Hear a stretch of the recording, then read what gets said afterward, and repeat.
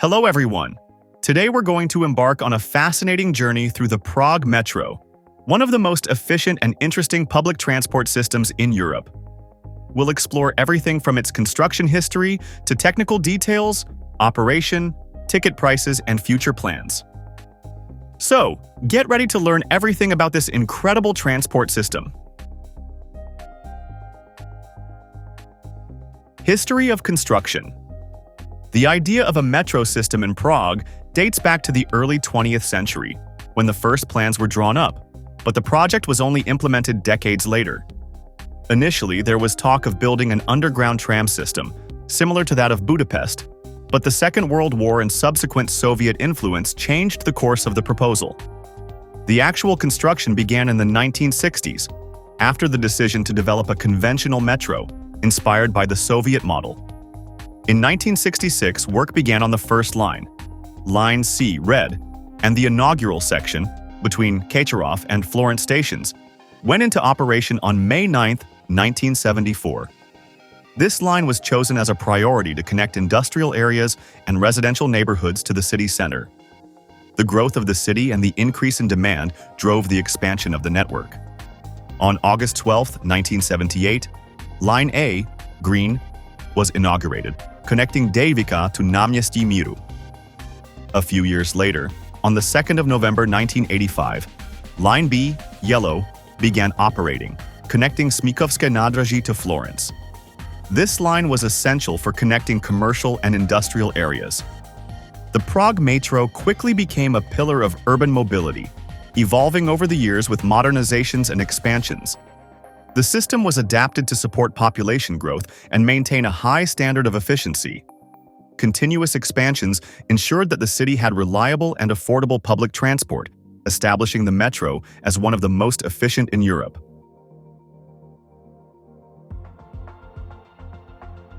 Length and lines. The Prague Metro consists of 3 main lines which form an efficient and well-distributed system throughout the city. In total, the metro network is approximately 65.4 kilometers long and has 61 stations, connecting the main urban and commercial areas of the Czech capital. Line A, Green, is one of the most important in the system, with a length of 17.1 kilometers and 17 stations. It runs from Nemocnice Motol to Dépôt Hostivař, crossing the historic city center and providing easy access to several tourist attractions, such as Wenceslas Square and Prague Castle. Its route benefits both residents and tourists, and is one of the busiest in the network. Line B, Yellow, is the longest, with a length of 25.6 kilometers and 24 stations. It runs from Zličín to Černý Most, connecting residential and commercial areas. This line is crucial for the transport of workers and students, as it passes through industrial zones and financial centers.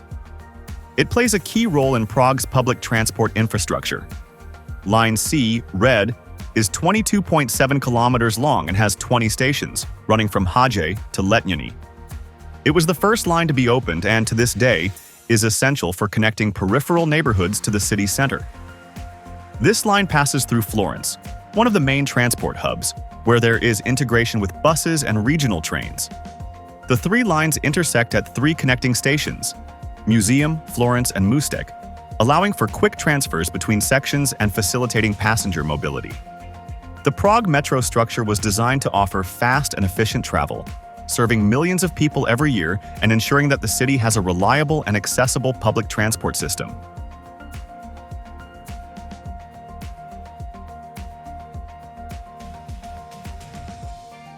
If you're enjoying this video and want to continue exploring the details of the Prague Metro, leave a like to support the channel. This helps us bring you more content like this. And don't forget to subscribe if you haven't already, so you don't miss any news about transportation around the world. Infrastructure and trains. The Prague Metro is one of the most modern and well-planned systems in Europe, with an efficient infrastructure and trains designed to provide comfort and speed in urban transport. The stations were built with a functional design, and many of them have impressive architecture, reflecting different periods in the city's history. The platforms are wide, and much of the system operates in deep tunnels, with some stations located more than 40 meters below ground, requiring long escalators for passenger access. The metro tunnels follow the standard gauge of 1,435 millimeters, standard gauge, and the trains are powered by a third rail with 750 volts DC, ensuring high energy efficiency. The system operates on traditional steel rails, allowing for fast and quiet travel. The Prague Metro trains are divided into two main models. The 8171M is a modernized version of the old Soviet 8171 trains, which have undergone renovations to ensure greater efficiency and comfort. The Metro M1, manufactured by Siemens, is a more modern and lightweight model, mainly found on Line C. Both models have air conditioning, ergonomic seats, and an automated door system to improve passenger safety. Each train is normally made up of 5 cars, totaling around 96 meters in length, with a capacity to transport more than 1,000 passengers per trip. The trains were designed to allow free internal circulation between the cars, increasing safety and optimizing the distribution of passengers. In addition, the stations have monitoring and surveillance systems to ensure the safety of users. The metro also offers accessibility in many of its stations, with elevators and ramps to facilitate the movement of passengers with reduced mobility. All this infrastructure makes the Prague Metro one of the most efficient and reliable systems in Europe.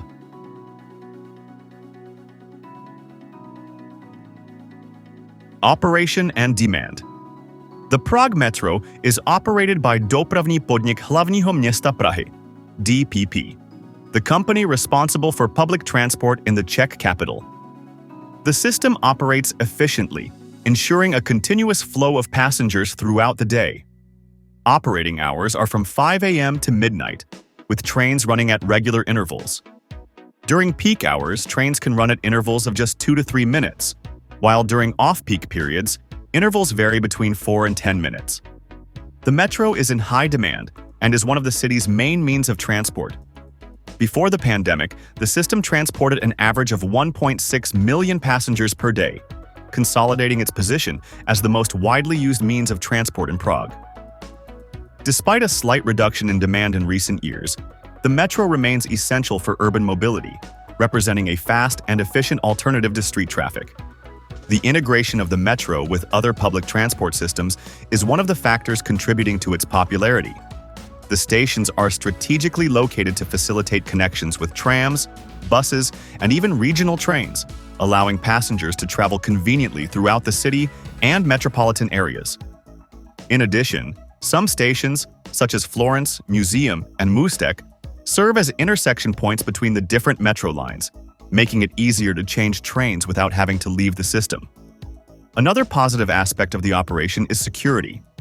The Prague Metro has a continuous monitoring system, with cameras spread throughout the stations and inside the trains. In addition, security agents make frequent rounds to ensure the peace of mind of passengers. With efficient planning, high frequency, and strong integration with other modes, the Prague Metro remains one of the most reliable and essential systems for the city's mobility.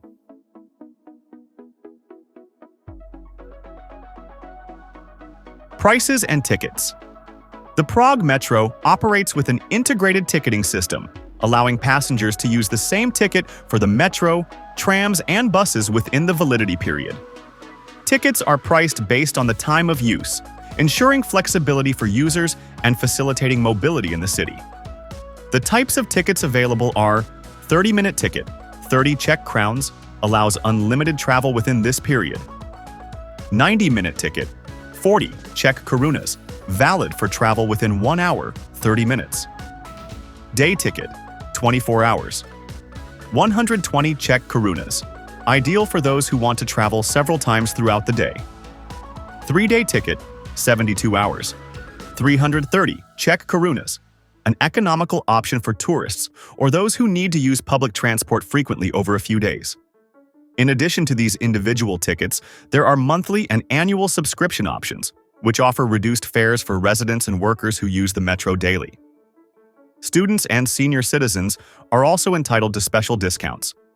Tickets can be purchased in a variety of ways, from automatic machines located throughout the stations, from tobacconists, kiosks, and even via mobile apps, allowing payment by credit card, debit card, or cash. The use of digital payment has become increasingly common, making the purchase of tickets more practical and affordable. It is important to remember that tickets must be validated before the first journey using the yellow validators found at the stations or inside the trams and buses.